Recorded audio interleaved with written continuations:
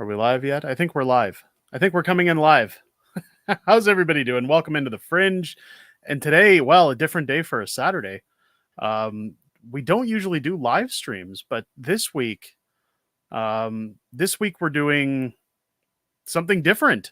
We're going to sit down with none other than the Pleb. If you are on Twitter and if you follow Twitter, you'd notice that Pleb is very adamant on Twitter about it's a parody account. He comes in with very heavy liberalism, and it's always fun to watch and fun to see.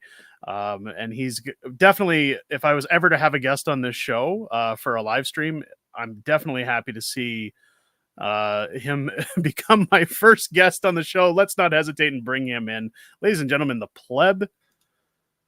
How you doing, man? We are live. My first ever live stream as well. We are Derek. Live. You've been on Clyde's channel though, haven't you? Oh yeah, you're right. But it's my first ever live stream with real equipment. So when I was on Clyde's channel, I was streaming standing up with a cell phone. So this is a different game. This is my first professional stream with a YouTube channel. Let's oh, there we go. There, I was having some issues bringing up the stream. Are we going to see the chat here in this Streamlabs window? So if you let's just troubleshoot while we're getting started here. If you go over to the right side of your screen, you'll see comments. If you click on comments, that'll bring up our YouTube chat. We've already got one here from Lightgiver. You are not a woman. You cannot claim fashionably late. Saturday morning may not be the best time for live. Everyone getting groceries. Damn, you guys do your groceries on Saturday? I do my groceries on Sunday. I try we're the same. My laziness until like 2-3 p.m. on Sunday, and then I go. Just because, try to drag it out as much as I can. You? I like to ruin my kids' weekend. So it's just to remind them they're going back to school. It's just wake up early, let's go get groceries before the church crowd hits. And no, you're right. Car. I mean, a life hack is going to the grocery store as early as possible. Though I'm an avid Costco shopper, and I'll tell you this. When I go to Costco, I try to beat the crowds at Costco. It never works. So I could go to Costco at 10 or 11 a.m. Oh, I'm going to beat this crowd. No, it's still packed. So when it comes to Costco, there is no life hacks. But with my actual regular grocery store, if I go in at like 10, 11 a.m., it's dead and it's perfect. But yeah, there's no really Costco. Yeah. We have a Costco, so we just got a new Costco in town. I know this is great for live stream, just chatting about groceries, but we have a Costco in town that is I guess one of the managers there was saying it is the busiest Costco in North America, or second busiest, I think, just because of the way they lay them out.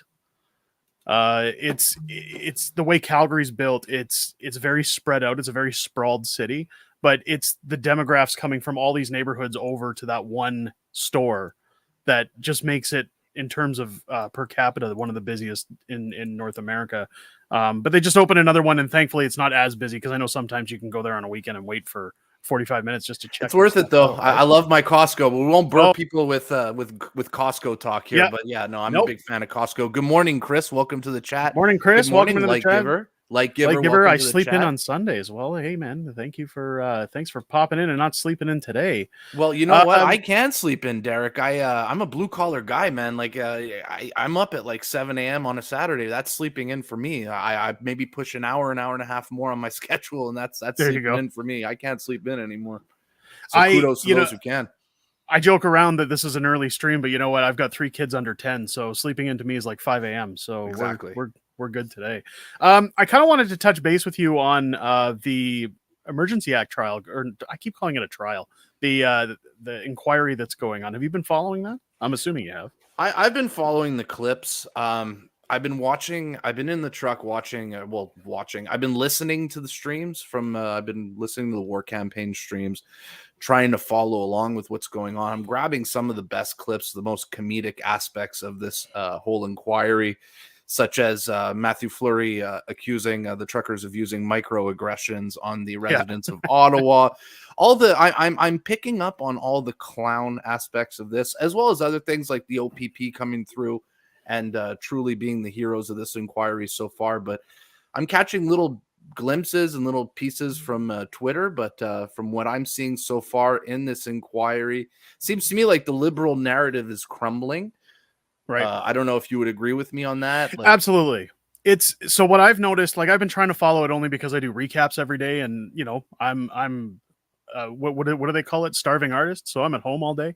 So I've been watching the inquiry, and it just feels like it's I like before they talked about Operation Hydra with the police yesterday. I said it was kind of reminding me of a Hydra eating its own heads. Like it was getting to a point where I think it was around the time Diane Deans got on the stand, because before her, everybody was just like Fleury, McKinney, all these people. They were just talking about their feelings. They're talking about, I forget the one lady's name who started the inquiry, who said, she was upset about Uber Eats and like all these stupid things that just had nothing to do with, like, I was waiting for the justice to come in and say, we're here to discover if the Emergencies Act was valid, not your inconveniences during the convoy, right? Like it just felt like a lot of, oh, my feelings, oh, my views, my opinions. And finally, Diane Deans gets on the stand, and there was like an oh shit moment where I think she kind of just discovered that she's getting thrown under the bus.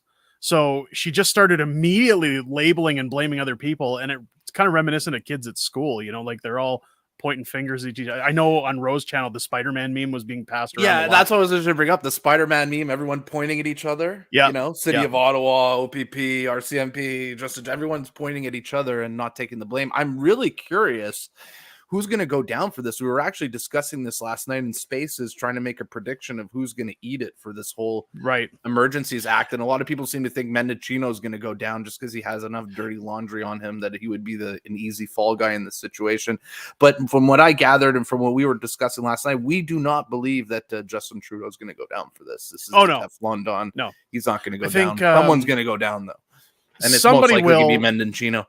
Well, I don't know for sure, because like, look, I'd love to see him go down for this. And it may be the straw that breaks the camel's back after you hear about him backdating court documents and insisting that the police asked for the Emergencies Act, when again, that's been stricken down multiple times now. And if you watch the narrative, if you see their interviews on legacy media, you'd notice that they've started saying now, well, we invoked it for the safety of people in Ontario and to protect families. Like, they're no longer saying this was because we needed police. This was because they're trying to soften it up a bit and make it sound like, oh, we just had everybody's interest at heart. And it's like, well, 2 months ago, you were blaming it on the police asking for it. Now you're saying you did it for the safety of people. So it's very obvious it's crumbling, but Mendocino's been in scandals as well as Trudeau, and neither have walked away. So I'm skeptical as to whether they'll try to sweep this under the rug or if they'll use him as a scapegoat. I think maybe somebody from the city. They're lining it up that it's the city that was at fault now. Yeah. Through if you watched Jim Watson's awful testimony. Yes, I listened to it. So there's a lot of people now that work in or around him that are coming out blaming him. There's a lot of people blaming Slowly now, and I know Slowly's supposed to take the stand next week or this upcoming week. So we'll see what comes of that. But somebody's going to go down. I just don't know if it's going to be federal. Yeah, no, we'll definitely see. One thing I've noticed from this inquiry seems to be like the OPP are coming out and being very not good for Justin Trudeau. They're coming out and telling it like it is, and they do not want to be thrown under the bus for this dictator. From what I'm gathering, what do you think about that, Derek? Have you been watching the OPP's testimony in this inquiry? A little bit. I've been catching a little bit of it where I can. It's the thing about the OPP and what I've tried to, like, there's good police out there. There are good police. A lot of people have said, defund the police, get rid of all of them because of a few bad apples. And the way that some people, like, again, we don't have a provincial police in Alberta, so I'm not up to date on how people feel about the OPP versus, say, like a city-run police service. But I think at the end of the day, and I know one of I had a police officer who was actually in Ottawa during the Emergency Act process that was brought in from Calgary because they brought in police from Vancouver, from Calgary, Edmonton, Saskatchewan. He told me, so what happened was he got a vandalized book from Amazon and wanted to bring me proof. And he told me when he showed up, he was a cop, and he goes, "I don't know how you feel about police." And I said, "I love police." I said, "So long as you're doing it truthfully and honestly." And he says, "What's funny is he says a lot of police in Calgary, they're on board with this book. They have the sentiment of this book, but the problem is the higher ups. It's kind of like being in the military." He says, "You refuse orders, you're kicked out, you're court-martialed in a sense, and this is where you've invested your career. So good luck, getting anywhere else in life or doing anything else in terms of law enforcement or with your training. You're basically starting from scratch."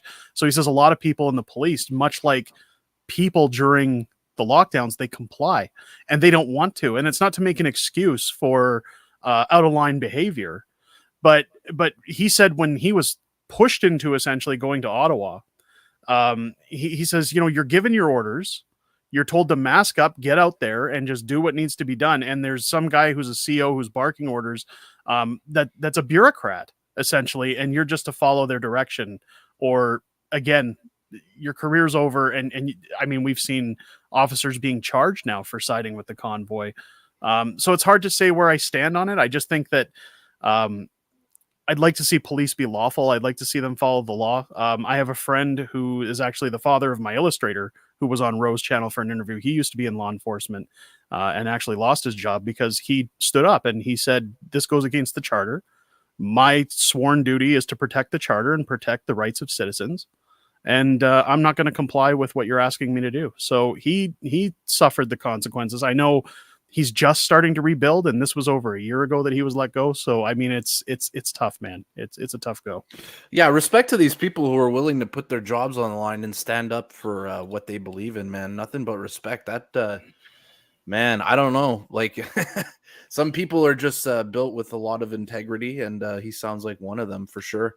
I don't know. Most people are not like that. Like you said, most people will just go along, do what's popular, and do what's demanded of them so that they can have their normality. And yeah, definitely, Derek. Another thing we were discussing last night, whether the reasons for the Emergencies Act being enacted. And we're coming up with some theories. Obviously, them not being able to get the trucks out of downtown was probably the biggest reason they invoked it. Right. If you notice, like the convoy was winning over the court of public opinion. Yes. The police that were there, that's why I have no problem with the police. The police that were there, okay, when I was at the convoy, were nothing but friendly, chill. They knew that these people were not violent. These people were not a problem, and they treated us very friendly. So I think that's what really pissed off Jim Watson, what really pissed off Justin Trudeau, is that the police themselves were on the side of the protesters. Now you have the military coming out and saying, you know what, we're not going to go against our own citizens. So they lost the police, they lost the military, and now they're trying to get the trucks out of downtown Ottawa, and none of the trucking companies were like, "I'm not getting involved in this. Are you out of your mind?" So they had to literally enforce the Emergencies Act in order to get these people out of downtown, because they had lost the court of public opinion, in my opinion, on that whole issue. Well, and sitting on the inquiry now, like documents have come to light that there was an attempt through Tamara Leach and the organizers to actually move the trucks that the city had agreed on. Now, from what I understand, and again, there's a timeline that Clyde had posted on one of his videos. Shout out to Clyde Do Something for his coverage. He's had impeccable coverage. He posted a timeline site that shows all the documents, how the convoy operated, where they went. Like, they've mostly done it for their legal team, but you can look at the documents on there, but the I guess you could say the rhetoric between the convoy organizers and Jim Watson's office, where they made their deals and said, we'll move trucks off of Rideau and Sussex and all these streets, and the deal was in place. What was it, 48 hours before Trudeau invoked the 24-hour? Yeah, it was the day before the deal was in, and then Trudeau and them all axed he just said, let's do it. And that's where it becomes more obvious that this was a political grab, and it was just, they embarrassed the government, and the government wanted to give it to them. That's exactly what I just said. That's what I was saying. Like, I think Trudeau wanted to bust their heads for embarrassing him on a global scale. To me, invoking the Emergencies Act when they could have taken care of this with the regular police services shows to me that he really wanted to go in and bust some heads up, man. That's Well, what and I concluded from that. it could have ended any time. Like, all he had to do was address them. And I don't care what side of the fence you sit on, whether you're liberal, NDP, PPC, conservative, independent. If you're the leader of a country and a free country, if people show up in a drove like that with their grievances, as a leader, you're obligated to either go yourself or send someone to talk to them and say, Yeah. what's going on? What can we do for you? Like, Yeah. obviously, look, the government could have come back and said, we don't have the power or the ability right now to end this all, but we're in the process of it, or at least put out a plan. Because that was the biggest problem people were frustrated with, was they kept saying, oh, the science, oh, it's experts we're talking to. Who were your experts? Because a lot of doctors were coming forward at that time and losing their careers, saying, hey, we're starting to see data, we're starting to see these things that don't make sense. And I don't want to talk about that on the stream, that gets me in trouble, but just doctors lost their reputations over their claims, and things were starting to fall apart in terms of the government narrative. Yeah. So if they would have even just given truckers a date and said by March of next year, or not next year because it was in February, but if they would have said by June, we're hoping to be rid of all this stuff, or whatever, like, I'm sure people would have been satisfied with that. But the fact that there was no attempt made to negotiate, to talk, to find a peaceful resolution, it's damning for any leader. And I'd say the same thing if Stephen Harper was still in office. It's embarrassing, man. How do you not talk to these people? You look like a petulant child. Like, well, you and may did you not ever agree with them, man, but like, look what happened as a result of you not talking to them. You only intensified those protests. You could have just went out. You could have just spoken to them. Whether you come to an agreement or not, just the fact that you go and speak to them lowers the tensions. And Trudeau is so egotistical and childish that he would not even speak to these people. That is a sign of a baby. Did you ever think, though, that living in Canada, you'd ever live in Canada to see somebody else in another country call our leader a dictator, or the people inside of the country for that matter? Like, I mean, it's look, Canada. If you watch the international coverage, like, okay, the CBC and the global news coverage had one narrative, but I was watching all the global Russian news actors from like Australia, from the UK, and all over Europe, and they are destroying Trudeau. Destroying. No one was like, oh man, good job, Justin Trudeau. Nobody said that in the news across the world. He looked like an asshole.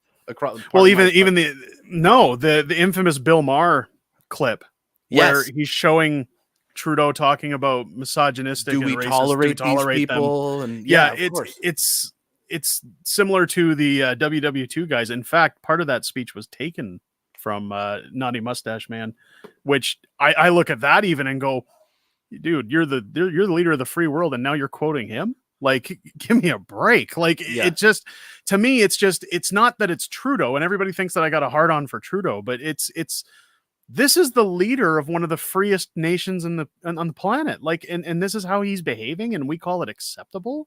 Like, again, I don't care what party you're in. If you're going to talk like that, like, get out, man. I think one thing that we can thank the truckers for is exposing Justin Trudeau on a global scale. I mean, people in this country already knew he was a pretty terrible leader, but this really intensified things and really put the focus on Justin Trudeau on a global scale. And people truly got to see behind the virtue signals what this guy truly stands for, in my opinion, after this convoy. It definitely changes public image 100%. Right. Well, and it led to, I mean, the uprising with the Dutch and other convoys. I mean, there was an American convoy that sprawled because of it. I believe it was New Zealand that had another convoy. They were all over the place. They had some in Brazil. They had some all over Europe. But I mean, nothing was like the Canadian one. But we definitely inspired the globe. We definitely inspired a movement. And I think that this convoy, the protest in Ottawa, was truly the match that lit populism uprising across the planet. We definitely saw it in Italy with Maloney. We're seeing it in Sweden. They went for a right wing in Sweden. We're seeing a lot of these countries flip into conservative now, and I really think the Canadian protest is what started all of this. Right. Well, and not only that, but I know, like, again, as somebody who was at home during the lockdowns, I was watching the live streams, and that's kind of where my love for Canada started to come back, because for 2 years everybody was in their homes locked down and saying, is this ever going to change? People were starting to, it reminded me similar, like, again, if you're a comic nerd like I am, it reminded me of Marvel's Civil War, where you had people taking sides of I'm right, you're wrong, me versus you. And it was starting to get real nasty that I started questioning, is this Canada anymore? Like, is this our country? Because Canada's known as the nice Americans, like we're not the ones who fight people or argue or judge. And suddenly there's all this divisiveness in the country. But they ruined Canada. They ruined Yeah. Canada. Like, I have friends. I have a lot of friends in the United States, and I have friends who come and visit me. And more than one friend told me, I'm never visiting until this guy is out. I had a friend who came last summer to Right. was it the end of last fall or something. He went to no, wait, it was early spring this year. He went to Toronto for some card convention. Okay, he's a card collector, Right. and he told me, man, he's like, man, the Toronto Pearson experience, Arrive Can. He's like, F that.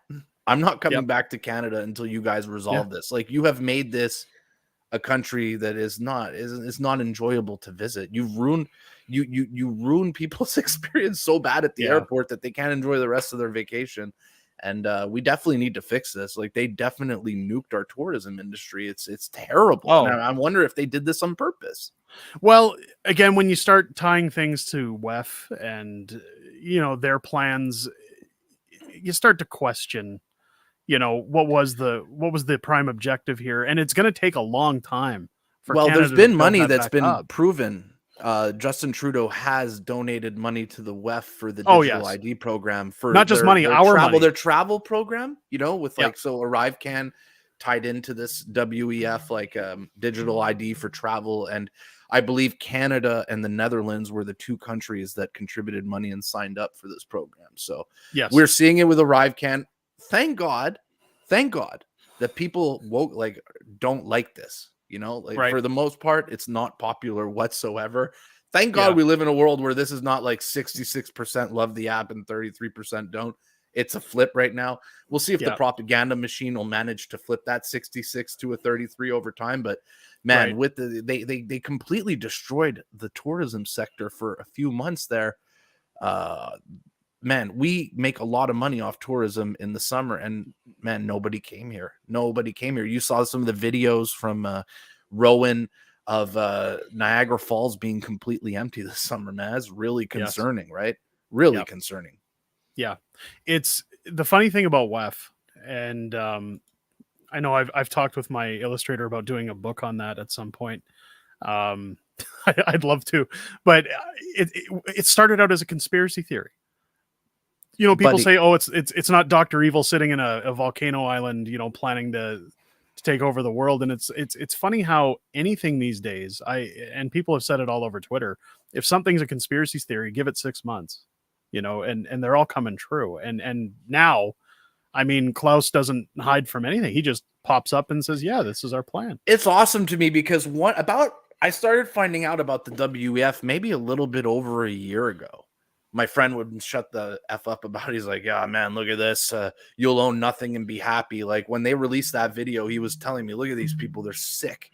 And he was sending me WEF stuff. And like, I nobody was talking about it, right? Nobody was talking about the World Economic Forum. Boom. The protests happen in Ottawa. WEF becomes like a mainstream topic after the convoy, which was like, whoa.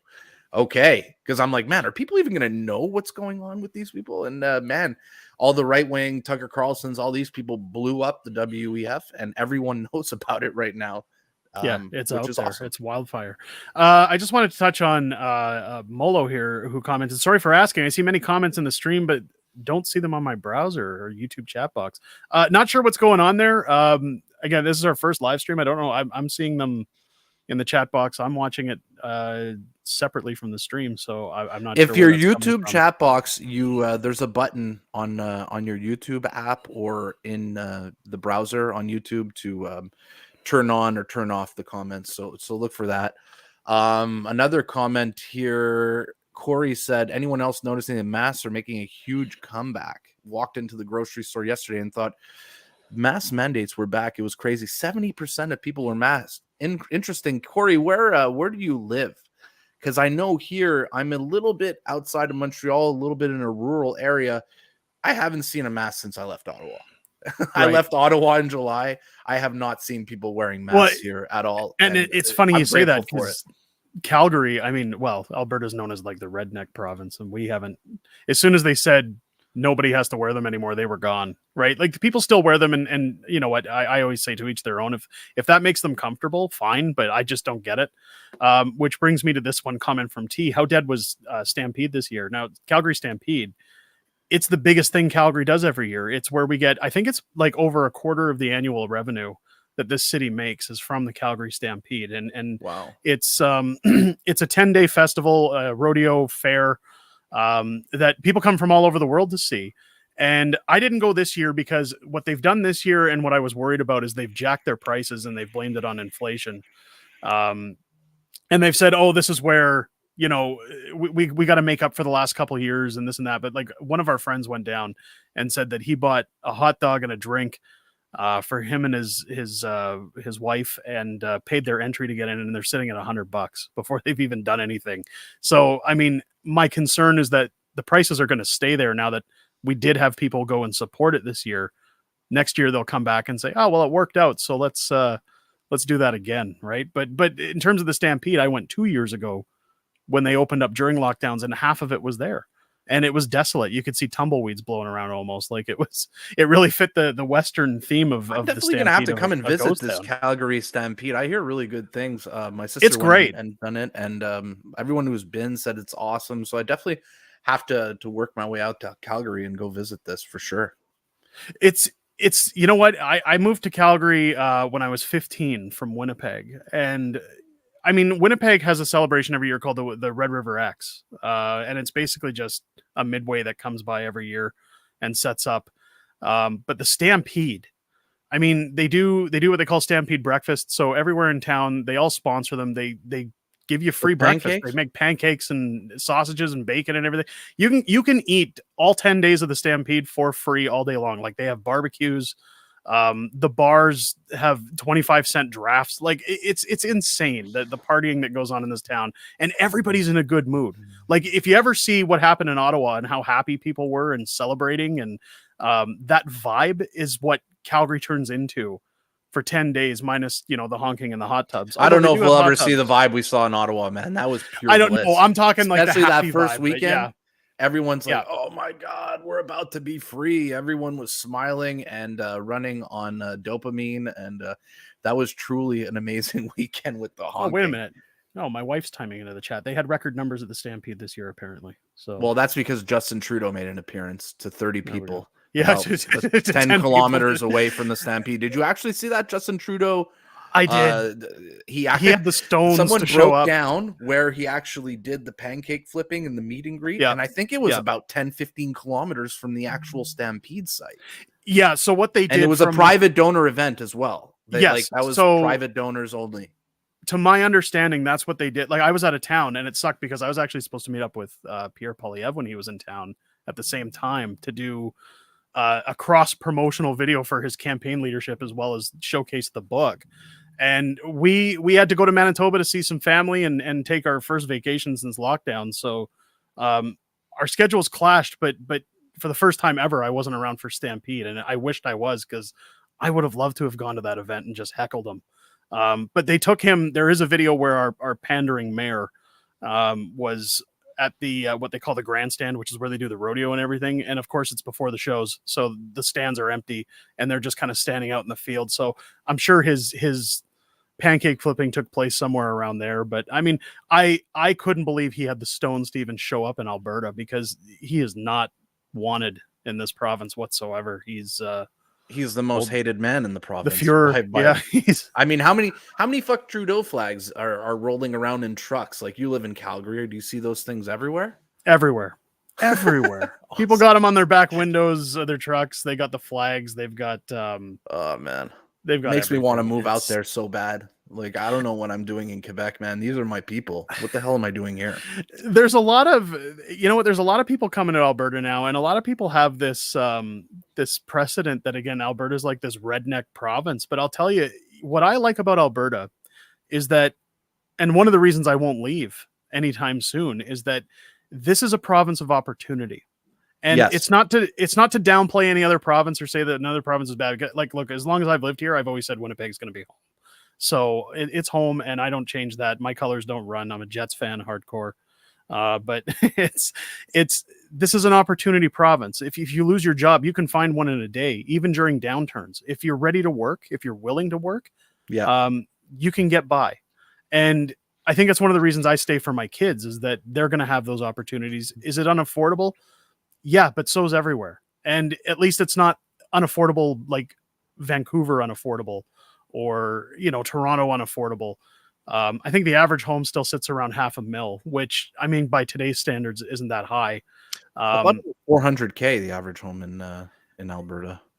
Anyways, whatever, 100K off, but maybe outside the of national Calgary, average of 800 something thousand. Yeah, about half. And like, I know that the province of Alberta has recently pushed a huge advertising campaign in the city of Toronto, like, come to Alberta, and that's a little scary. Like, because you may be importing complete dumbasses who are going to ruin it. Like, well, they did it in the 80s when Trudeau Sr. was in. I mean, that's when our energy sector boomed again, right? So it's clearly they're trying old methods. Yeah. But there's a lot of people that come here from all over, and they love it. I mean, we don't have PST, which is great. Property taxes, for sure. Yeah, when I look at other cities, blue collar man's dream. Like, Alberta is made for blue collar. You want to work, you want to start your own, your own business. You go to Alberta, But it seems to me it's a place that is built on hard work, and if you work hard, the rewards will come. And I think that's what drives these Toronto elites, the Zoom class, crazy. They don't understand what blood, sweat, and tears is. They don't understand what a long day of work is. Like, I date someone who works at the government, and they're there for like 7.5 hours a day, clocking in. I mean, I'm working in a truck, man. My days are like 11, 12 hours every day. Yeah. And I hear an office worker like, oh my God, I pulled a 12-hour day today. I'm like, my God, that's a regular day for me. That's average. Yeah. That's just a regular day when you're a blue collar guy, up at 6:30, home at 6:30. Yeah. Sorry, up at like 5:30, home at 5:30. That's my day every single day. Yeah. These people are very spoiled. The Zoom class is a very spoiled class, very out of touch.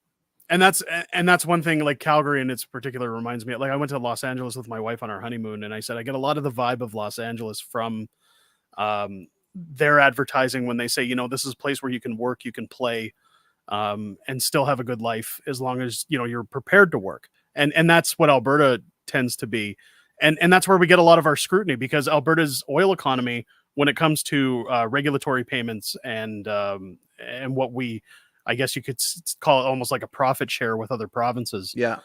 People always get pissed off at Alberta and say, you and your oil and this and that. And it's like, have you looked at the amount of money we give to Quebec every year? Exactly. Like, even when our economy's in the shitter, we still give billions and billions of dollars.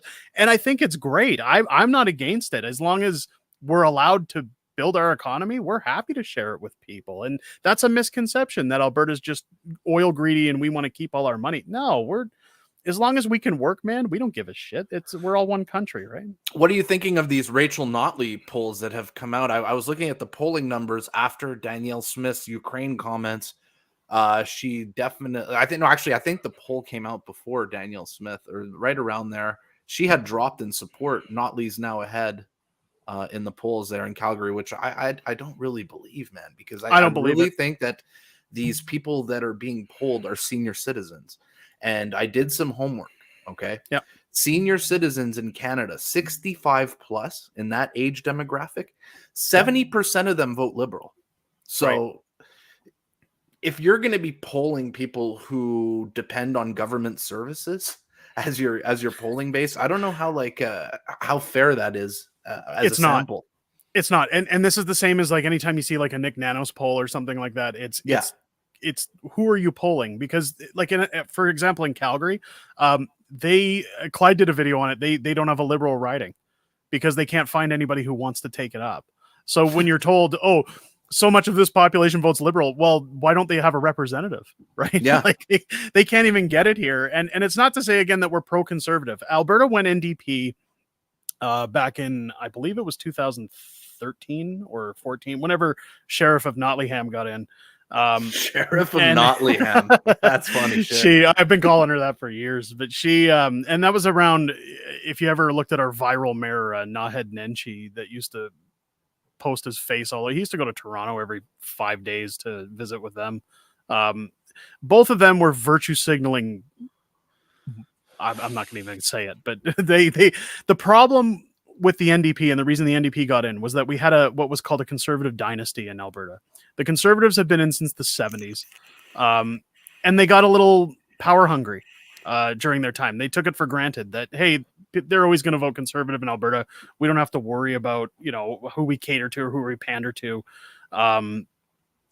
We went through 3 premiers on the Conservative end in, I believe it was less than 2 years. Yeah. And then Notley got in, and I know Edmonton had the strong NDP presence, but you also had a lot of university kids at that time who believe a lot in these NDP talking points, the bullet points. They're not, and to each their own when it comes to voting. And again, I've discussed it on interviews before. I think what makes this country great is that everybody has the right to make a choice. But what I'm going to scrutinize about the NDP getting in that time is that I feel like a lot of those votes from the younger crowd came from people that were uneducated and they were just doing the popular thing, right? It was, well, we're mad at the Conservatives, so we'll vote for the NDP. And it's, do you know their policies? Do you know what they're bringing to the table? Yes, they fund schools very well. They fund healthcare, but they fund the wrong ends of healthcare. This is a union problem with healthcare. It's not that staff are underpaid. They have to go through the unions, and the unions are making a stink because it gets them more money if the NDP get in. So in terms of Rachel Notley getting in again, I don't really think it's going to happen. And you'll notice it when you watch their Twitter accounts. Since Danielle Smith has been put in, Rachel Notley's been going full bore on, oh yeah, damn her policies. Attack. Yeah. Yeah. Apologize, say these things. And I'm really upset that she apologized last week. Oh my God. I called her pathetic for that, man. Like, why do you cave to these people? The problem with it's sad. You're apologizing for having an opinion, first of all. Yeah. Second of all, you're apologizing to people that you can never satisfy. What are you doing? You apologize to them once. The following week, they're going to ask for another one. And then they already ask have for another one. And it's never going to end. And here's the one thing I said in my tweet. You apologize, Danielle Smith. The left still hates your guts. Okay. Yeah. They don't. And you've lost faith. She apologized. I'm voting for her. No, they hate your guts. And now the Conservatives who loved you, who supported you in the leadership race, they lost faith in you because you look like you're spineless, and the reason that they strongly supported her because she's based, because she's a strong woman and believes in her convictions, and now she's apologizing for them. It's concerning, man. I didn't like to see that at all. I'm not an overly experienced person in the realm of what to and what not to say, because I've only come up in the last few months, but one thing I've always stood by is never apologize. It's as soon as you apologize to any crowd, it's bait, and they take it and run. I disagree with never apologize. Done. You can apologize. The apology has to come from within. Okay, so if you feel bad, it's happened to me. I've said something, and I look back and I'm like, fuck, you know what? I shouldn't have said that. I shouldn't have said that. I'm going to say sorry. I've done that. I don't think there's anything wrong with apologizing. I think it's when people demand you to apologize and you cave in. That's a whole other story. Well, and that's what I mean by never apologize. There's nothing wrong with showing humility and hubris and saying, hey, you know what? I made a mistake and I shouldn't have said what I said because I've done some research or I was mad at the time. I believe in being apologetic to an extent. If you've said something or done something that is just triggering people, or as Fleury calls them, microaggressions, dude, come on. Like I've had a family member tell me that my book is gutter trash and I should apologize for making fun of COVID and all these things. And I said, look, we didn't make fun of COVID in the book. We acknowledge COVID. We have a page that admits people were getting sick. We used COVID and the trucker convoy as a catalyst in that book to make fun of Justin Trudeau. And that was the point of the book, was to humiliate the prime minister. Yes. It had nothing. I mean, yeah, COVID was a big deal and it needs to be talked about, I think, but it's satire. And I'm not going to apologize for making a joke out of the man who's, if you can call him that, that's leading our country. It's you never give an inch to those people, because as soon as you do, it's over. Right. Yeah. It's you're basically on your knees. Lose situation. There's no winning in that situation. It's lose politically. So I don't understand why she did. I don't understand who her advisors are. Who the hell advised her to apologize there? She needs to fire those advisors. I don't know if it's advisors so much as maybe internal party. Again, Danielle Smith, she's very well educated and she's very well spoken. She reminds me of like a female Ralph Klein almost, that she's not afraid to voice her opinions, and that some things she says come off as crass or tough. But I think that this generation needs a little bit of tough these days, and a little bit of a wake up call that, hey, we can't do all these things. Like, for example, I know in our household, like if my kids say, we want to go get a PlayStation 5, I tell them, we can't afford a PlayStation 5 and I'm not putting it on a credit card. And that's what the government needs to start saying, is we can't afford these things. Times are going to get a little tough. We're going to tighten our belts, but things will get better in the long run. Instead of, you've got governments like the NDPs and the Liberals who act like teenagers with mom and dad's credit card. It's unbelievable. What happens if we get invaded by a foreign enemy? What if we actually have to use the Emergencies Act? What happens when we actually have to draft people to defend and we have country? No money. What the hell are we going to do with these Ottawa people, these woke Ottawa people? Are they going to be able to fight Put them on the Russian front lines. soldiers? Are they going to be able to fight Chinese soldiers? They're not. Give them they can go talk about it. They'll fight them with microaggressions in this country. It's not good. We're breeding and this comes down.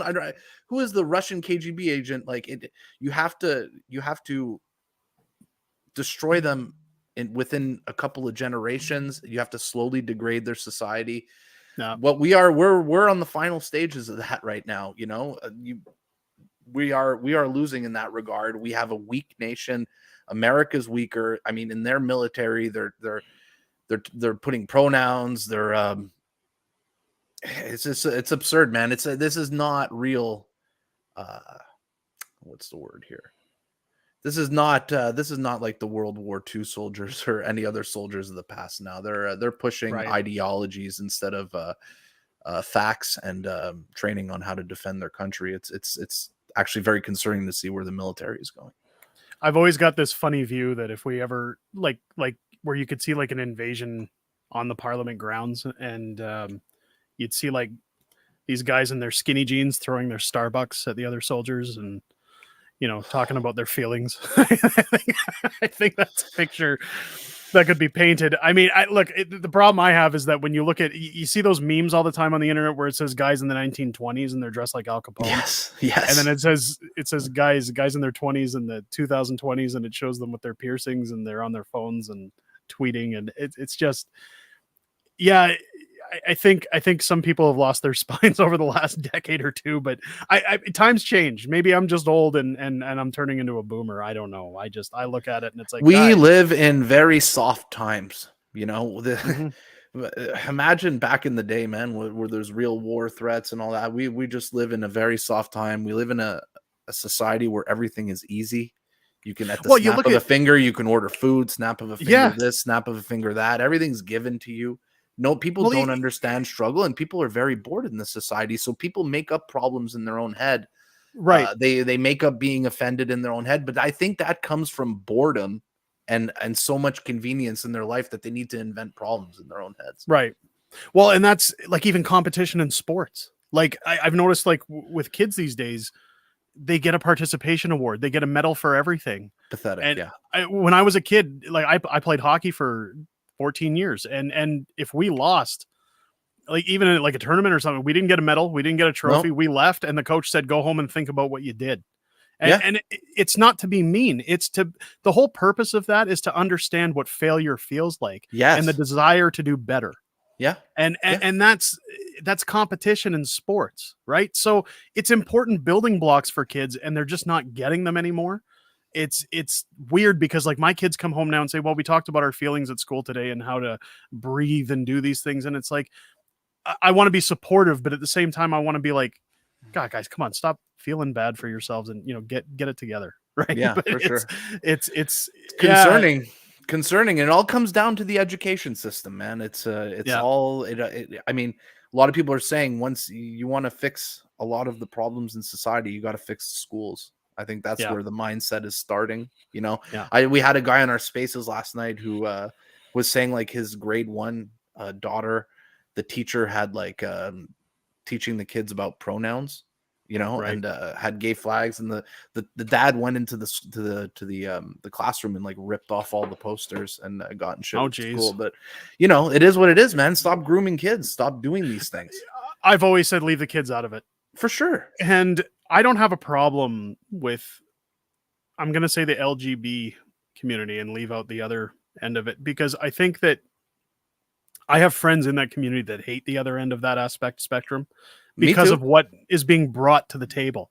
They said you're making the rest of us look bad. Yeah, And you're making us look like freaks. You're making us well, look there was a like hashtag insane. not too long ago where they were saying LGB without the T or whatever, and it was, I get it, but I'm supportive of anybody's decision of what they want to do with their sexuality or their choices, because hey, to each your own. You're not harming anybody. You're not doing anything wrong. But when you Yes. start bringing in children and saying, hey, think this way, or watch people on a stage stripping or pole dancing, like, As we live in a society on. where people are being celebrated for being gay.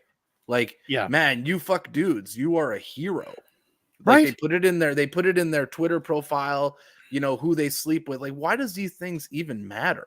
Why it is this it part of your shouldn't. identity?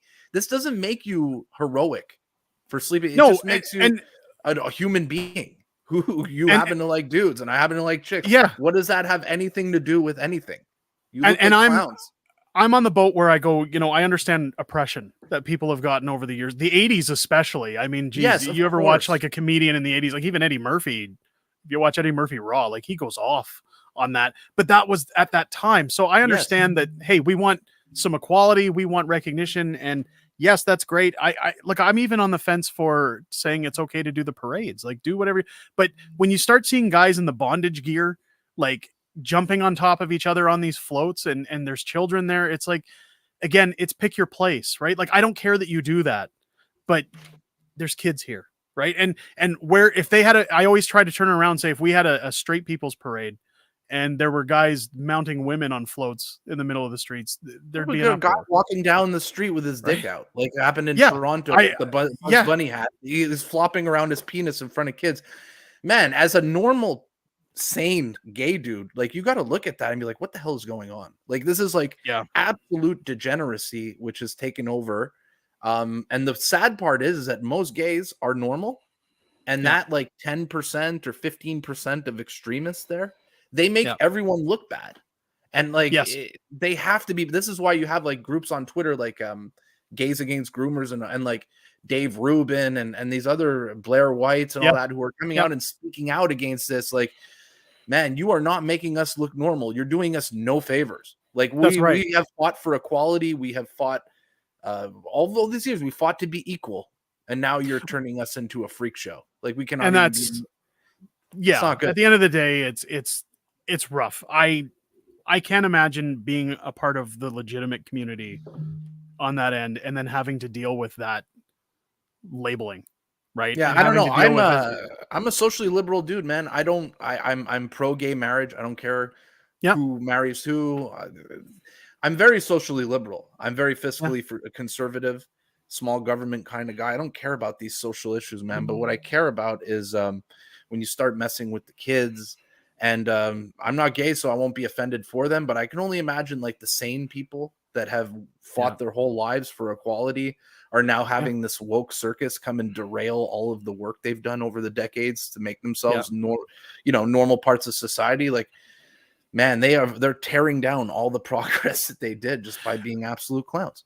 Well, and it's funny you say that because I always try to scale it back to an interview that Morgan Freeman did that's gone viral, where he talked about Black History Month.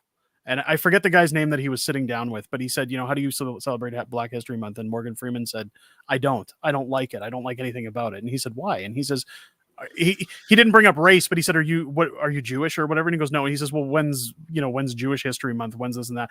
He says, as soon as we stop talking about it, it becomes irrelevant. He says, I'm going to stop being a black man and start being Morgan Freeman, and you're going to stop being a white man. You're just going to be so-and-so. And he says, now look at where the conversation goes. And that was a powerful speech, because it's the same thing with this community. As soon as you stop waving around, like, carry your flags, be proud of who you are.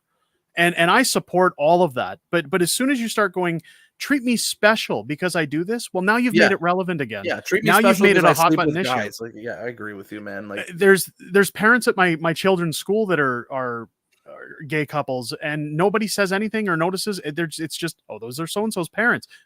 How are you? Nice to see you. It's just a regular conversation. And that's what people keep forgetting in this realm, is that as soon as you start treating it as day-to-day life, it's just people are people, and it becomes irrelevant. And it comes down to the liberals' strategy of conquer and divide. The gender identity politics. They want to split us up on race, on who we sleep with. They want us to fight with each other, and it's really sad because it works. It's works. A distraction from what's really going on. Exactly. Right? And that's what people have been saying with this inquiry, this Emergency Act inquiry, is that as soon as you start seeing things come out about it that are moving away from Mendocino and moving away from Trudeau, they start going, this is the distraction. They're doing things over here that nobody's noticing now because we're all focused over here. Yeah. And it's almost like psychological warfare, right? It's crazy. It's crazy.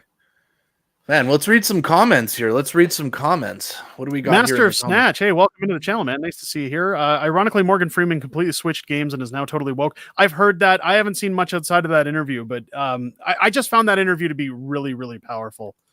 He continues here. Morgan Freeman became woke and racialized at the same time, and I know what you're talking about. I saw that old video where Morgan had more reasonable outlook, but now he's a woke POS. That's great. I haven't seen much. I know, like, guys like I almost said Scott Baio. What's oh my, is that from Star Trek? What Sulu? What was his name?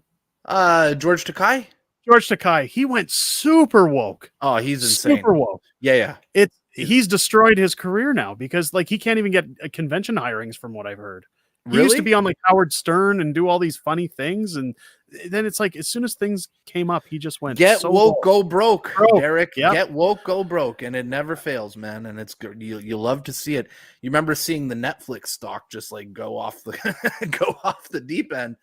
Yeah. You saw Disney absolutely get destroyed, and that could also be the market, but it is Mike also Wallace. That was the interview. It was Mike Wallace, 60 minutes. Yeah. What other chats do we have here? Libs of TikTok is kicked off Twitter now and Getter. The Libs of TikTok thing's really funny, man. Libs of TikTok, man, they're just reposting people saying their own words that they put out on TikTok. How is that breaking terms of service? You are reposting what people. Although with Elon buying Twitter now, I'm wondering if that's going to change, if they're going to come back. Right, if it's going to be reinstated, because there was an article I read this morning saying that Joe Biden wants to axe that deal, saying that Elon buying Twitter is a threat to national security. Yeah, but I mean, if you're gonna take that dealer out, then you essentially have to take out Mark Zuckerberg. You've got to take out most of Silicon Valley. It's free enterprise, right? It's the same thing. Again, it's kind of like when you watched Fleury and McKinney and when they're all speaking French, and then as soon as Brendan Miller said, "Do you need one of these headsets?" and she's like, "Oh, that's mean." It's like, why? Because the glove's on the other hand now, the shoe's on the other foot, so all of a sudden it's wrong, but it's okay when you do it. It's kind of the same thing with Twitter now, like with Biden saying, "Well, this is a threat to national security." It's like, but you've manipulated Facebook. Yeah, and it's been proven it's a threat to national security because it's a tool for him. Because we can't they use own it anymore. Twitter. The government owns Twitter. The government owns what you could say on Twitter. That is the government's platform. So I get where he's coming from. He's going to lose one of his propaganda arms. And, I'm surprised. Well, and he doesn't want it to go before the fight. Well, and they've got, what is it, midterms coming up next month, Yes. this month? Yes. And he doesn't want to lose that machine, right? As soon as, like, if Elon takes over, I know they're trying to stall the deal, and people have said that since Elon accepted the deal, that they're drawing it out, because if he takes over, I think when he made the offer, when he came back and said, fine, I'll pay the $50 or $54.20 or whatever it was, and he agreed to everything, Twitter said, fine, deal, you can take over as early as Friday or something. And then it was, oh, now we're going to come back and, say we're not happy about some terms, and so, because they're obviously being pushed that, hey, don't give him the reins yet, because we need to get through this election first, and twist everybody's feelings and thoughts. And well, I think a part of the reason Elon bought Twitter was because he saw how many bots were on there, and how many bots specifically were being used to prop up the Ukraine war and pro-war bots. He was seeing that and very, very, very concerned. Part of me thinks Elon bought Twitter because of this, because he's seeing how the bots are being used to influence the zeitgeist. Well, the bots, but I'll give it to Elon. He's also an advocate for free speech, and I really like that for one of the richest men in the world. I think, in fact, he's labeled the richest man in the world now. He's got a good head on his shoulders. He's a smart guy, and you've always been told don't trust the rich, but a guy like that, I mean, I wouldn't trust him with the keys to my life, but in terms of a businessman, he seems to have the right interests at hand. That, hey, you might not agree with me, but I think you've got a right to say your opinion. The fact that he's buying Twitter, and now that it's actually looking like it's going through, I don't think Biden can stop the deal. In fact, I thought I saw the Quartering put out a video the other day that the deal was essentially done at this point. They're just waiting to make the announcement, but yeah, it's going to be interesting to see what happens with Babylon B and libs of TikTok and all these people. Even, like, I know Donald Trump has said he has no interest in coming back to Twitter because he's got, what is it, Truth Social or whatever he has in the US. Bullshit. So he'll come back. I know he wants to promote his own thing. Oh, he'll definitely come back. That's a place for him to squawk his opinion, right? 100%. He loves attention, so he'll be back. Yep. But if Elon reverses all of those and says, hey, as long as you're not violating TOS, you're welcome to be here, I think it's really going to shape the landscape for Twitter.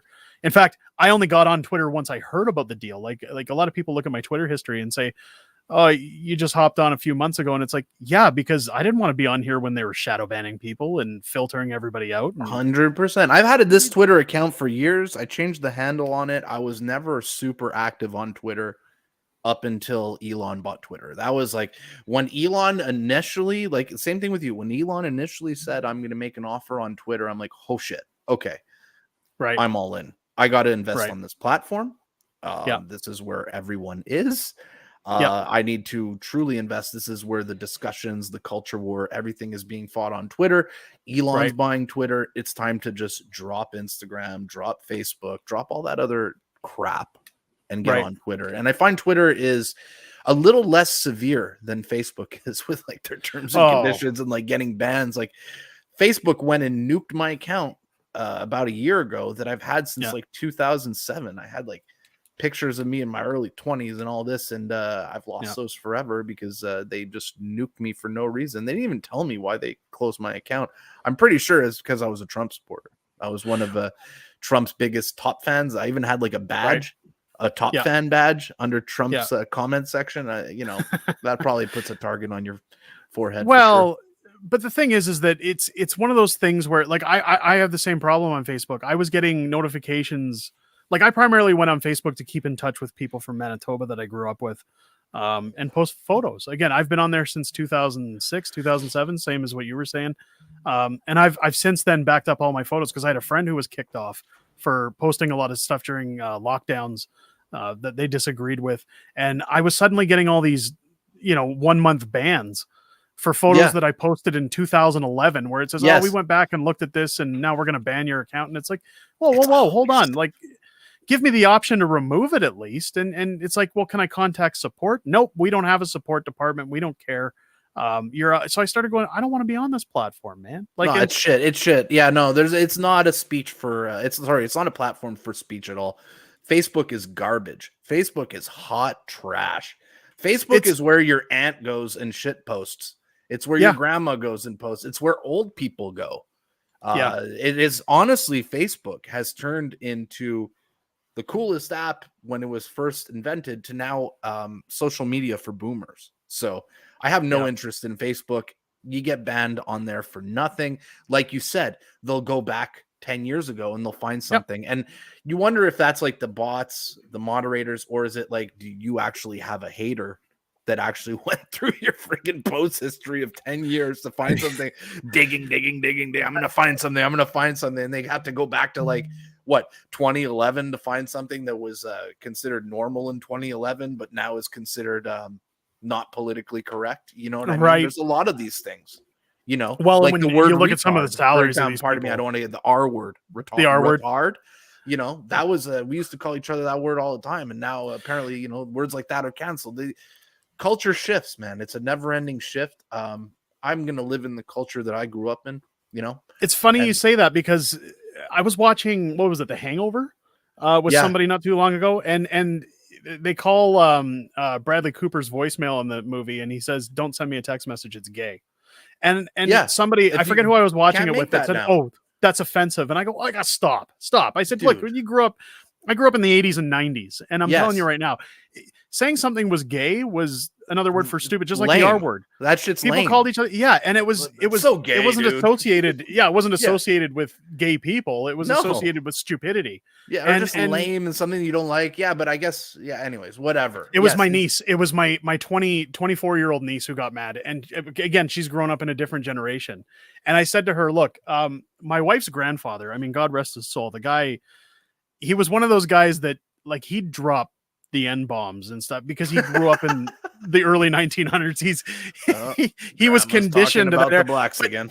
But you'd never, you wouldn't call it out. You wouldn't be like, you can't talk like that, because you showed respect to your elders and just went, well, I guess. Our generation, it was a different. You can't change that. So when I talked to my niece, I said, listen, I'm not trying to advocate for it. I'm just saying I grew up in a generation where that was the norm, and I guess it's just habitual for me. And she says, well, you need to change, you need to stop, it's offensive. And it's like, oh, you don't talk to people like that, man. Don't. And there's so many examples of things even 10 years ago that would not be okay today. So I'll throw you two. Number one, Tropic Thunder, that movie.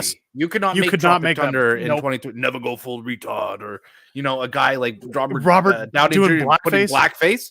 Which was like the funniest thing ever. It was so good, hilarious. Even black people were like, hell yeah, dude. That sold the movie for me.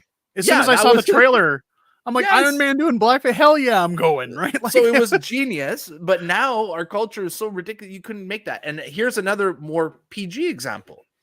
The Office with Michael Scott. Yes. Yeah. You could not make The Office today the way British they made one The Office especially. in 2006. No way. Yeah. No. And The Office was not like an offensive show. It wasn't an edgelord show. But there's jokes in there that were made that would never fun now, and the show would never be as good if they remade it. Yeah. Yeah. As soon as you get to That's What She Said, everybody will go, oh, it's offensive. Oh, it's sexual harassment. It's these things. I look at people, it's like harassment. You do realize with the show you can turn it off, right? You don't have to watch it. No, of course. But the level of incompetency that comes from people just surprising, because I always see it when people are like, "Oh, I'm offended by this on TV." I'm like, then change the damn channel, unsubscribe. Like don't support the content you don't like. Let the people who do like it, let the degenerates go and watch what they like and have fun. We'll see. I wonder how Rumble's gonna do in the next couple of years. I know that they've recently made a push. There's, like you said, they signed Viva Fry. They signed Andrew Tate. They're signing other like big accounts come in and do like live content on there.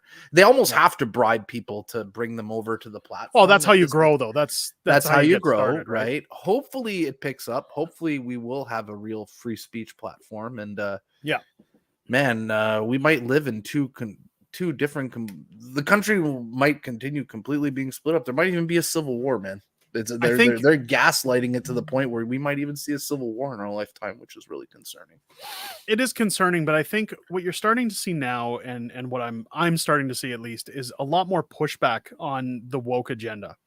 When it comes to movies and TV, media, government, there's a lot of people pushing back and starting to say, you know what, I've had enough, right? There's an example of that would be the movie business has been dying.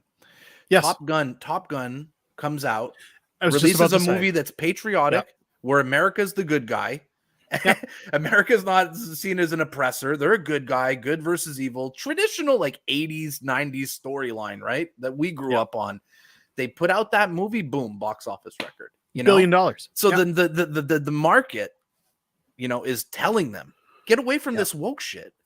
We Yes. don't want to feel bad about ourselves, you know. We don't Well, want and you've seen that our history and come on. When you look at things like even on Marvel's end, like She-Hulk and Captain Marvel and all these things where people champion, oh, I want diversity and I want representation, all these things, and then they get low numbers. It's like, those aren't the people that are filling your seats. Yes. And I know that you want to stick on that agenda. That's Disney's business. But when it comes to Top Gun Maverick, the proof is in the pudding that, hey, if you guys want to make $1 billion a movie, they had a female pilot in that movie, but did they ever say, oh, I'm a strong, independent woman and I can do this and that? No, they just put her in a seat and said, do your job. And she did it, you know. The problem is that the far left like that, you know, they are not the majority at all, No, but they are no. loud. They are loud. They're loud, so but they people don't support perceive the them as content the they majority crave. because of how loud they are, you know? Yeah. But that's the problem is that, like, if I said to somebody, you need to talk like this, and then I went and did the opposite, people would start saying, why am I listening to you? Whereas with the loud crowd, they flooded Twitter, they flood Facebook, they flood Instagram, TikTok, and say, you know, get rid of all this stuff. It's so offensive. And then they pander to it and they sink. It's like you said, the go woke, go broke. But it just surprises me that these companies stick to their guns on it and double down versus saying, guys, are we in the business of making money or are we just going to keep losing? Like, if it's not selling, move on. Right. But it's, I don't know. Respect. I still have not seen Top Gun, for the record. I really want to see the really? Top Gun too. No, Top Gun, I heard it's amazing. I heard it's amazing. It's so good. And I heard it's not political. I heard it's not woke. I heard it's just America, good versus bad. The kind of movies I grew up loving. When it first hit, I'll be the first to admit, when it first hit, I said yo ho ho and went on the internet. But see, as soon as I watched 10 minutes of it, I shut it off and I went to the theater and I saw it twice.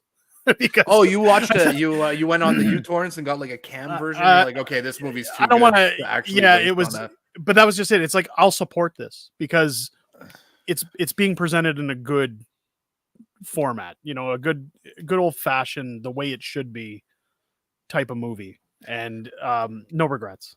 Interesting, man. Do you think the movie industry is dead? Like the movie theater industry? Do you think that it'll ever make a comeback, or is that a? I don't think it's dead. I think what needs to happen again is that these studios, you're starting to see, if you go on YouTube, you can see that a lot of actors are now starting to leave Hollywood. Yes. And a lot of actors are starting to speak up. I think Rob Schneider was one that came out the other day. And I know Rob Schneider's like, oh, he's Rob Schneider is a carrot. Yeah. Rob Schneider. But he came out blasting the woke left the other day. Yeah, and Rob Schneider's awesome, by the way. He was champion for it. Chris Pratt takes a lot of heat for it. But more and more celebrities now, and I'm noticing it as a trend almost, they're starting to speak up. And as soon as they do that, you're going to see a lot of pushback from studios saying we can't keep pushing this stuff or else those actors aren't going to be in our I don't know, production. man. You make it seem like the actors are the ones who have the power in this situation. I think it's essentially they do, because the studios look. It has to be the biggest actors, right? Because like if you're in Hollywood, if you're in Hollywood, you're in the first year of your career, you're a yes man. You know, if you for sure.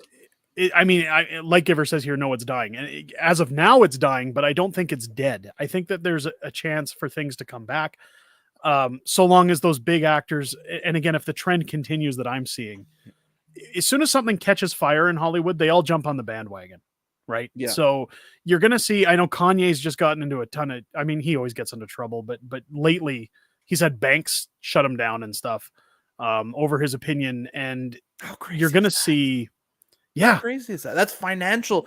So not only are they deplatforming people on social media, on YouTube, they are now bringing their deplatforming to the financial space. Yeah. If there was ever a use case for Bitcoin, they are making right. But that's what I'm saying is that eventually these people are going to get fed up and they're going to say, this isn't working for me anymore. Yeah. And once you can't get the big names pushing your products, you'll have no option but to change. You'll have these studios will say, we're either going to go broke with no names, or we change with the times, right? it's tough to say. I don't support, like, I haven't gone to a movie theater aside from Top Gun. I haven't gone to a movie theater in Exactly. Me too. I can't. three years. I mean, or that's a lie. I took my kids to see that DC Super Pets over the summer, but that was just to shut them That's up for for a your few kids. hours. That's for your kids. What movie have you in gone terms for of me yourself? going to a movie? Yeah, no, I haven't Me gone in neither. years. But it's I usually can't I'll even wait watch for Netflix now, dude. Like, Oh wife is God, like, no. "Hey, come watch a show with me." I'm like, "Man, I don't have time for this. I don't have time. Yeah. My time is limited in life. If I'm Yeah. going to be watching something, I'm going to put on some YouTube. I'm going to actually watch something where I'm learning.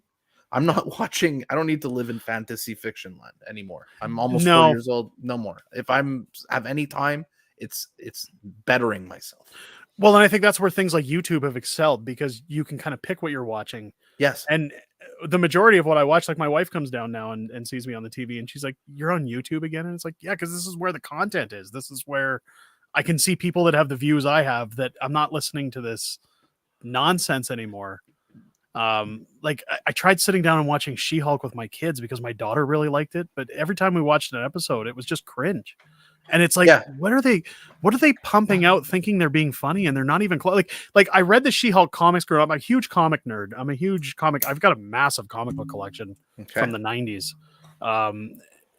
And I quite enjoyed She-Hulk as a comic. She did West Coast Avengers and all these things. Fantastic character. She breaks the fourth wall a lot, like Deadpool, which is primarily why I like She-Hulk. It's a step outside of reality. But the show it had no point. It had no storyline. It was just a bunch of woke nonsense shoved into a show. Like, the first episode has her yelling at Bruce Banner saying, "I deal with anger on scales higher than you've ever dealt with, because I get catcalled in the streets and, sexually harassed at work by being pat on the butt and stuff." And it's like, you're talking to a dude who spent 3 decades trying to suppress his anger and being hunted down by military because he turns into a rage monster, but because you get catcalled and patted on the bum, you're somehow on a level higher than it. Come on, give me a break. I It's can't just, stand this shit. as somebody who's I know when I talk about a book, like look, that's a 34-page book, but for somebody who's put out a novel prior to that, as a writer, I'm telling you right now, it is the sloppiest, most bullshit writing I've ever seen in a show. And how Disney pushes that and thinks they could be proud of it just completely catches me off guard. I wonder if, like, if that's even the original script. I'm sure the original script is way different, and then It's people not. at Disney come in and completely destroy it with you can't do this, you can't do that, please do this. Yes. All the rewrites. Well, they have an agenda, right? Yes. And I know the director even was speculating that there was a lot of scenes in that show where they wanted She-Hulk, and they were told, you're going to get a budget because it's Marvel Studios, it's this and that. And then they were told, we don't want to use the CG, we don't want to spend money on this, have less She-Hulk, more whatever her name is, like, it was chopped down immediately and told, you're going to follow this script, do these things.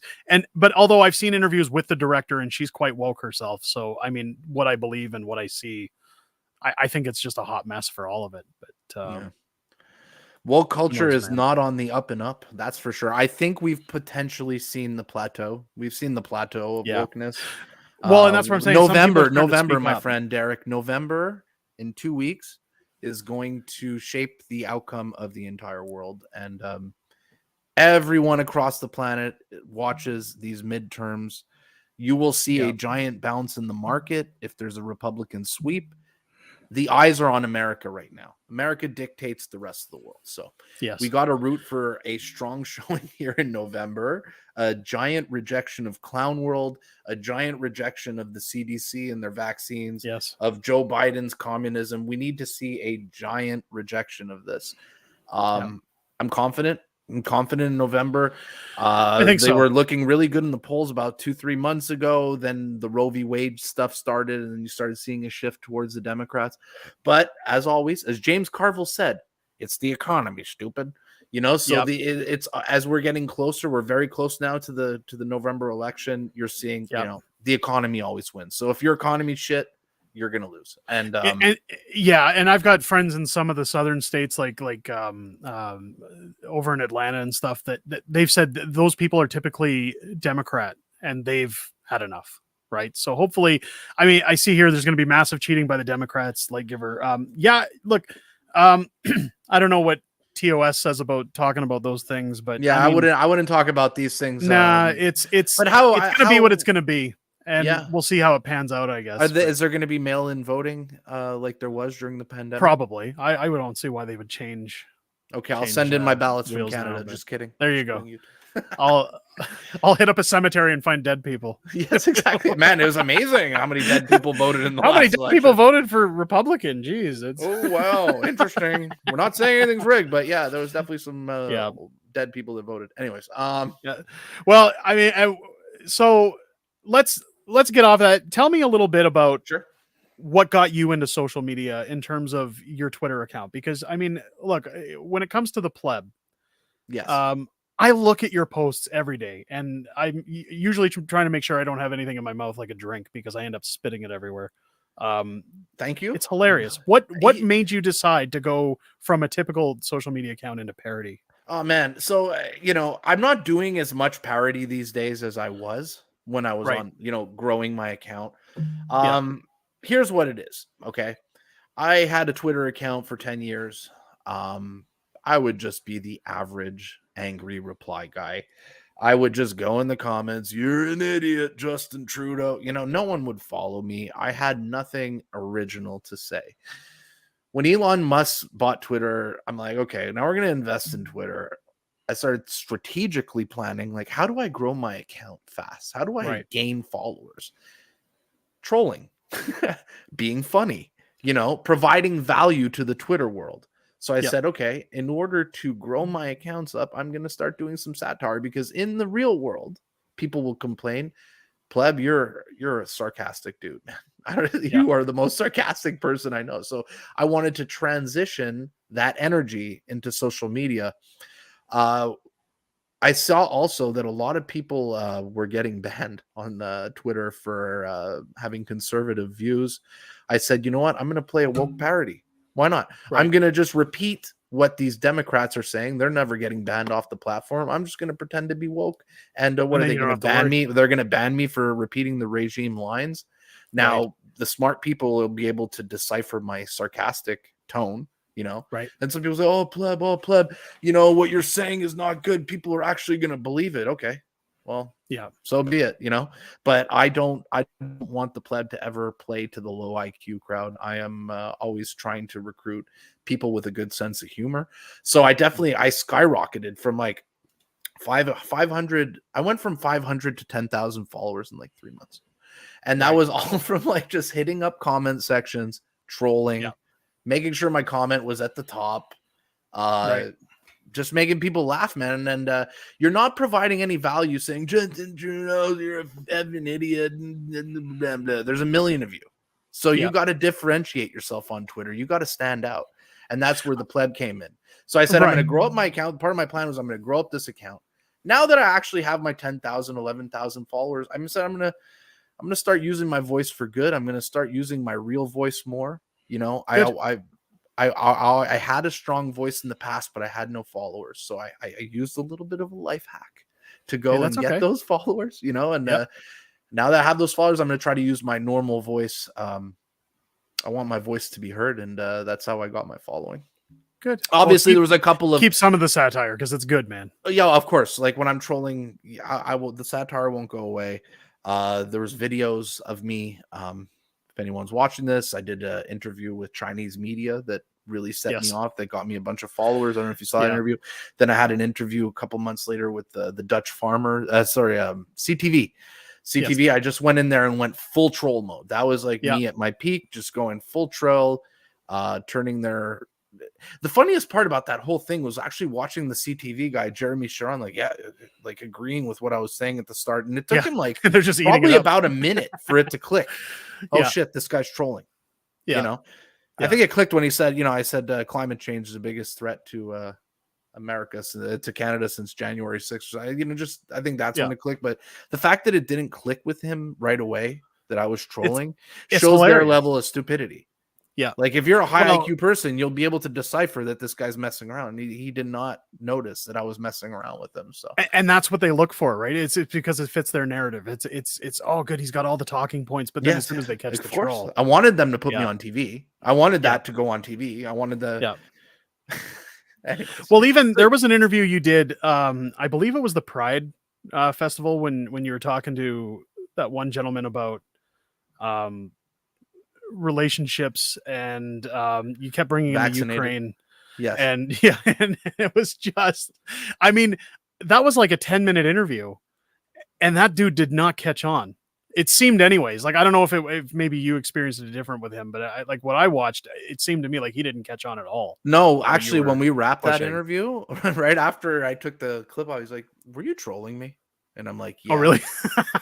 And he just started giggling. That's Like funny. he clicked, I think later on in the interview, but he kept the interview going. But yeah, Oh, like good. after the interview wrapped, he's like, "Were you trolling me?" I think you were trolling me, and yeah, at least he was smart enough to notice it. Yeah, that's funny. That's great. It's gold. It's honestly, it's good. Like, I've noticed with Twitter, like, I'm the same. I used to come on and post, book updates, stuff that, the company's doing. But then I found that, like, as soon as Danielle Smith got in and I started trolling Rachel Notley recently, like, every time she posts now, I go in with a little side quip. The followers just start flooding in. Yes. And it's funny how that method of, to me, trolling somebody, like, if you asked me 10 years ago, are you going to go on the internet and, punch down on people, whether it's government or anybody else? It's like, no, that's not, you don't do, that's not cool. You don't behave like it. But nowadays it's like, as long as you're punching down on the right people, Yeah, of course. it's, I never punch down. I don't punch down. well, I don't mean I punch down, punch but you up, know but what I I mean? punch. I Like, punch to my equals. Like I yes, consider these NPCs my equals. I don't punch yes, down to handicap people. I don't punch down with people who are down and out. This is not who I want. I want like very confident people who are complete idiots, who like right. the NPCs, the liberals on Twitter, who are I consider my equal. I Yeah, punch equal or I punch up. I never punch down. that's right. Well, that's, yeah, yeah. Figuratively, that's what I mean. It's. I think those who deserve it are the ones that. And again, these government officials, like when it comes to Rachel Notley, like, look, she's got her WEF ties, and Of course. her her Shocking. her her shocking history, that I go, hey, you know what?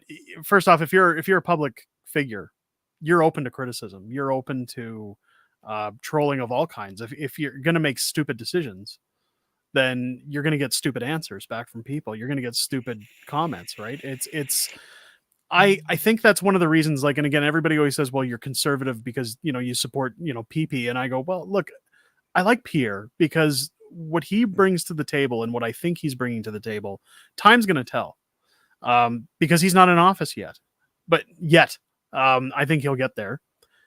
He will get But there. The question but is he going to unravel? But like, is he going to unravel? is As he a going to stick to his conservative? word? Exactly. But what I like about Pierre is that he seems to me more like the conservative / libertarian type. That he's got some libertarian views in a conservative party that he's prepared to bring to the table. He's prepared to talk and be loud, just like the left, but loud on the right points. And he's not And afraid to he's not put an people in their apologist place. either. That's it. The liberals Yeah. come out with this misogynistic hashtag attack and like, will he apologize? And then he just, doesn't apologize and turns around and calls Justin Trudeau a racist and someone who Yeah. loves wearing blackface. So like, he claps back. Someone like Aaron O'Toole is he's not a clapback guy. Scheer was Right. not as much a Pierre is a non-apologist and he claps back. The question is, will he cave in over time? Will he give in to these people over time? Yeah. Coin flip, really. I can't say Well, yes. I can't say no. it's from the discussions I've had with people close to him, he seems very genuine. And look, Yes. if he's fooling me, then he's a silver tongued devil, because I mean, it comes across to me as genuine, as dedicated, that this is my message, this is my plan. And usually when it comes to politics, I tend to stand back and say, proof is in the pudding. I want to see it. But one thing I'll give him that puts me in that position to say that I kind of believe what he's pushing. When he was elected into the leadership, I mean, the next day he's already making press conferences. He's going to work. He's not sitting back on his laurels and saying, okay, now I'm the leader, I can take it easy. Election's done. I've got my seat. And that's one of the things I like about him, was that he kind of started saying, okay, I'm going to show some action instead of just words, and hopefully it stays that way. But Yeah. again, time will tell as time We'll goes tell on. this guy, the one thing I like about Pierre and why I support Pierre, I'm not saying I 100% trust Pierre. I think that would be very ignorant. But he's a fighter. Every time I see him in the House of Commons, he's always, owning people. He's always fighting in there. He's always clapping back.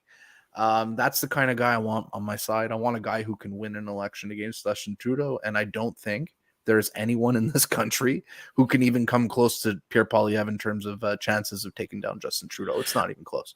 Yeah, I remember when Aaron O'Toole was being elected to take over for the Conservative Party from Andrew Scheer.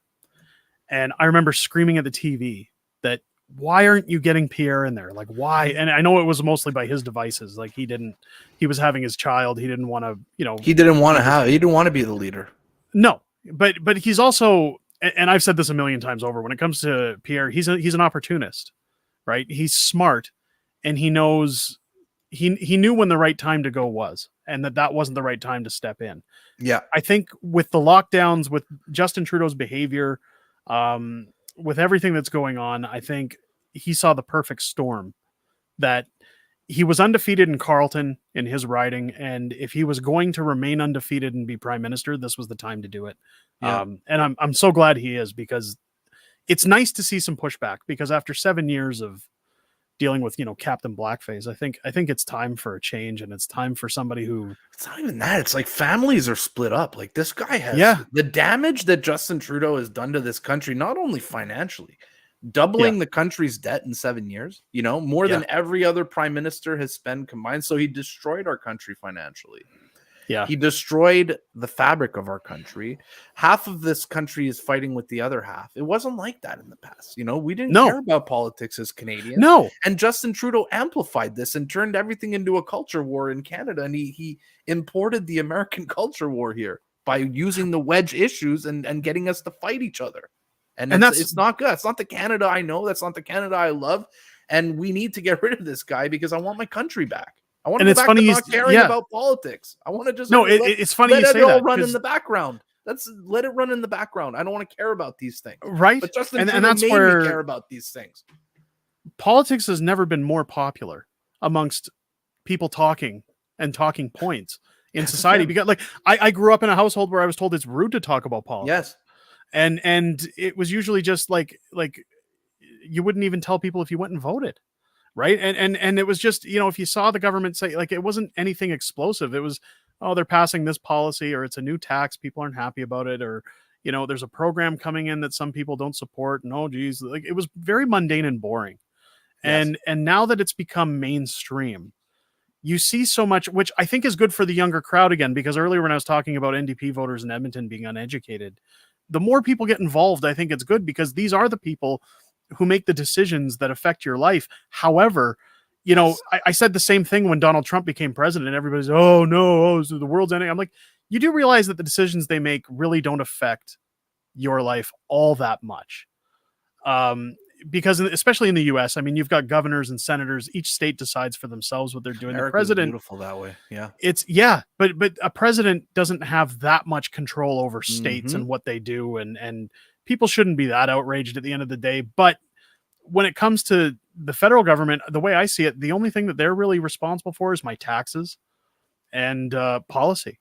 And unfortunately, you get a young guy in office who thinks, hey, I can blow this up and twist the knife and, get people against each other and screaming at each other. And politics is attracting the worst kind of people. Like, I'm looking at some of these candidates here in the Ottawa election, for all the sub ridings and whatnot. And I'm looking who's running, and it's all these like clown shows. It's why are we allowing ourselves to be governed by wacko woke people? We have people who are knocking door to door with their masks on, like, vote for me, vote for me.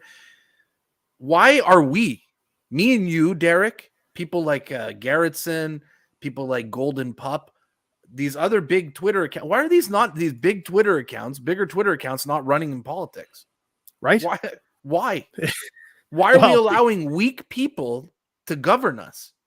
What is attracting these weak people to politics? Well, it's who they're tied to, right? They've got powerful people that it's just like Ronald Reagan in the 80s. Like Reagan, he didn't have the policies to run for president, but he had people backing him financially that got him in the president's seat. So with politics, I think that's a lot of who it is. It's one of those. It's not what you know, it's who you know industries. And you see that when No, like but I it's don't not what you know, who you know at the municipal level. They not you have to municipal, start but somewhere. when you I'm see talking about like the municipal level of politics. It's it seems to be a lot of the wokes that are getting in. That's where they're getting their start, and then they work their way up, obviously. but when But you it's see like attracting a lot of these woke wackos, is what I'm right, saying. It's like well, and the that's school boards, the local ridings, the woke people seem to. I guess that maybe that's part of the woke mindset. Okay, it we could need to be spread our message. This is a cult. We need to spread our message. We need to infiltrate the governments. So we eat the need to bugs. send our wokes to all the governments and we put them in. Okay, we Yeah. start them off in a municipality and then they Well, work their way up to provincial and then they and work you their see way that to Ottawa and they become the bureaucracy. you see that in Ottawa right now with Catherine McKinney. Like Yes. I was talking with some people in Ottawa last night that said there's some people in Ottawa that are scared she's going to win next week. This week, I keep saying next week. It's technically Yeah, this week. this week. Yeah, She will win, or they will win this week. They them It's I Catherine will win this week. It's inevitable. You saw the giant push from a lot of these influencers. Not even I would calling them influencers. Mark Carney, huge endorsement coming out and pushing. Then you got Jerry Butts.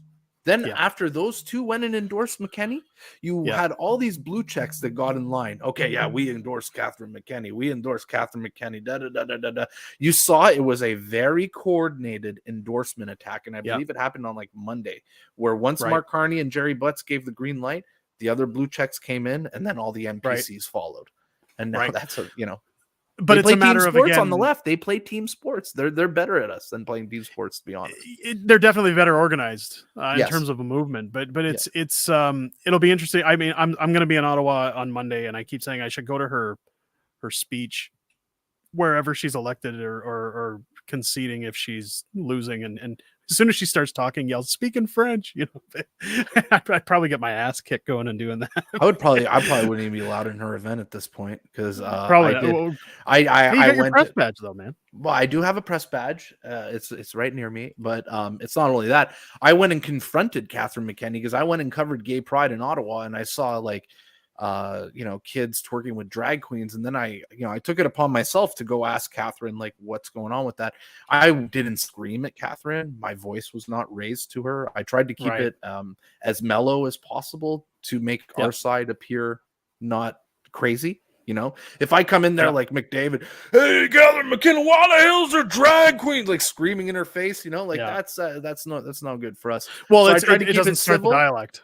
Yeah, I tried to keep it a civil dialect, and she just would not engage with me. So she definitely knows who I am because people keep posting my video in her comments. They just keep taking that Catherine clip and replying to her with it. I keep seeing it all the time. It's quote tweets. Just reply to Catherine with that video all the time. So CB Fixes All here is jumping on them all. Respond in French. Keep going. Keep going. Oh, that's mean. Yeah, he's got all the Catherine McKinney talking points. I do not. I mean, Catherine McKinney lied about the convoy. She lied. She said that convoy people were lighting buildings inside fires and then padlocking them. Which has been shut down immediately. No apologies for that. No apologies. No. And she was still saying it at the hearing. Yeah, exactly. Yeah. These people are scumbags. So Catherine McKinney's a scumbag. I hope she wins, because I don't like Ottawa, and I feel bad for. I get these DMs in my box like, man, there's actual freedom fighters in Ottawa. You need to lay off of this, and I feel bad for you, man. I feel bad for you, people that do like freedom in Ottawa, but you are the very large minority, unfortunately. Absolutely. And I want to see Ottawa get torched by bad policies, and I think Catherine McKinney will be the Trojan horse of more terrible ideas. I think it's Jim Watson on 2.0. steroids. Like, I think it's going to take things to the next level of stupidity. You see someone like Mark Sutcliffe with a nice family, good connections in the business community, good connections with developers, good connections on both sides of the aisle. This guy looks way too normal. He has 3 kids, a wife. And I don't think that even works in Ottawa. You look too normal for Ottawa. How crazy is that?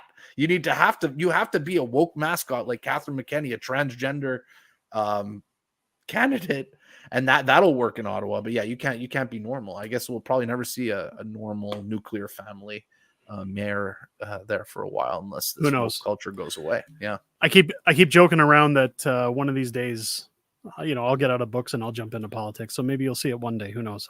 Although my old man always used to tell me that there's 3 arguments in life you're never going to win, and that's religion, politics, and everything else. So I mean, who knows? That's why I don't like to get into arguments with just little reply guys who just come in and you're an idiot. Da, da, da, da, da, and there's no point. I'd much I even select who I go at it with. Like, absolutely, I could go and respond to every Dean Blundell nonsense, but I pick my spots. I don't want to start too many fights. It's a trap. First of all, it brings you into a bad place mentally, and don't take the bait. There's just no upside, there's no upside to arguing with people like that on the internet, to be honest. If you value your time.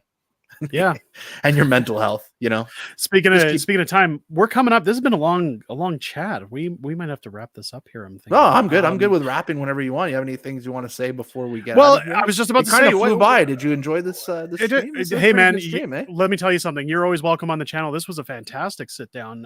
It looks like everybody had a good time. I'm happy to see, because this is technically, I guess I had a live stream before, but this is technically our first live stream. Yes.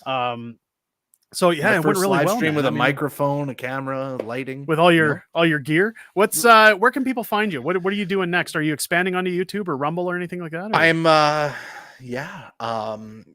come find me on Twitter, Truck Driver Pleb.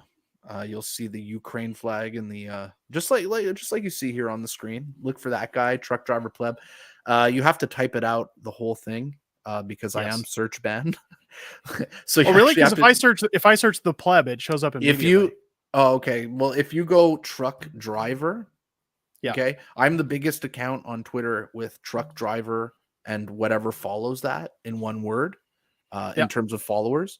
So you put Truck Driver, you start typing it out, you're going to see all these other accounts. You won't see Truck Driver Pleb, even though Truck Driver Pleb should be the top that shows up there of having the most amount of followers with the word truck driver. No. So what they do is they go in, they unfollow people. They make people unfollow me. Okay. Right. They do this all the time. And then they put a search ban on my name. So they make it hard for people to find me after. This is like the little soft censorship, dirty games that Twitter plays. The shadow bans. If I did not have this soft censor, I'd probably have double the followers I do right now. Yeah. To be honest. Well, maybe good things are on the horizon with Elon, right? Well, that's the thing. We'll see. It's not all about followers. It's just the principle. It's like, well, it's your audience who you get out to, right? Yes, of course. If I was a liberal, okay, I would probably have triple the followers I do right now, because I'd be, within line. So yeah, we'll wrap this up, man. I had a great time with you, Derek. You're going to be getting in on Monday. I thought you were getting in on Sunday to Ottawa. You're going to be flying. Well, Monday? I leave Sunday night. I technically arrive Monday morning. I get in at like 2:00 in the morning Monday, and then I'm off to the hearings for 9 a.m. So it's going to be a busy day. And then I'm meeting in Parliament Monday evening with some people that I haven't asked permission to discuss it yet, so I don't want to say who I'm meeting, but it's some high players in Parliament that cool. I'm sitting down with and signing some books for, because I guess they're fans. So it's really cool to be invited. Most of the reason I'm going was I was invited to go sit with them, and I said hell yes, because I've got the new book on its way out November 15th. So yeah, one face, two face, black face, blue face will be hitting on November 15th. You weren't originally gonna go out for the Emergencies Act stuff. It was really to meet with those people that wanted to meet you at Parliament?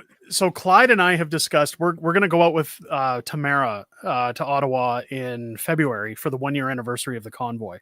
At least there's plans. I'll be there.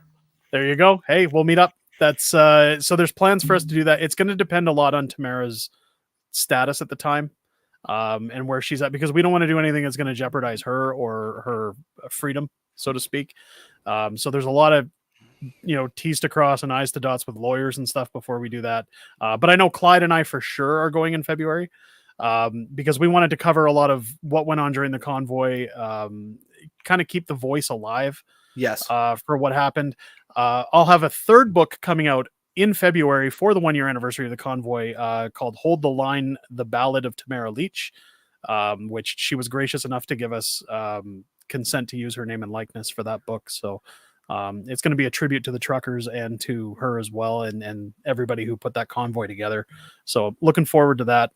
But yeah, next week I just got the DM saying, come on down, we want to see you in Parliament. And I just says, it's good promo for the next book for November, so why not? Let's just shake hands, kiss babies, and meet up with some people. So okay, and at the same time, I'll sit in at the Inquiry with Tamara for support and hang out for a few days and have some fun and maybe learn. If you don't mind me asking, when someone from Ottawa says, hey, I want to meet you, they fly you out there?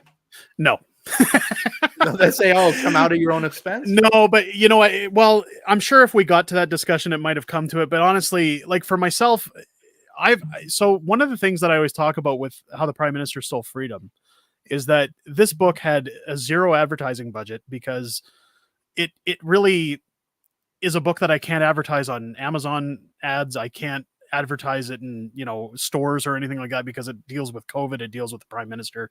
People don't want to give it the time of day. So considering we've had no advertising go into books, like for me to go out to Ottawa and plug a little bit of money into, meeting some people, growing things, business opportunities, it's worth it from a company standpoint to say, okay, let's go out and, get some work done. Once in a lifetime experience too. You could say, I mean, again, I'm just flattered I was invited. So as soon as they said, come on down, we want to see you. Like my mother-in-law's worried it's a trap to get me down there so they can arrest me, but I don't think please. so. It's I think she was being sarcastic, but okay. It's, I mean, I'm happy just to go down as soon as, like, these are the people that are one day possibly going to be running the country. So, I mean, how many days they want to be there for? 3.5. Like I'll be there. I get in technically Monday morning, and then I leave Thursday morning to come back. So, well, if I could get some time off work, I'll definitely swing by Ottawa, because hit me up. Yeah, it'd be great to. I don't live too far away. I'm probably like an hour and a half. So hey, there you go. Good stuff, man. I could definitely drive down. I love coming back to Ottawa when things are hot. Good. Okay, so Derek, let's wrap this Thanks up. for popping by. Great to have you by. And to everybody in the chat, if you're here and you haven't subscribed yet, make sure to subscribe, hit that bell, turn on your notifications, and come on back. I'll be updating people throughout the week when I can as to the proceedings in the Emergency Act inquiry, and maybe do some live streams there as well. We'll see. Depends if I can get some guests, maybe some unannounced guests that'll be surprise guests. But big shout out to the Pleb. Thank you for popping by. Make sure to go follow him on Twitter at TruckDriverPleb. You guys have yourselves a great weekend, and I'll catch you on the next one. Take care.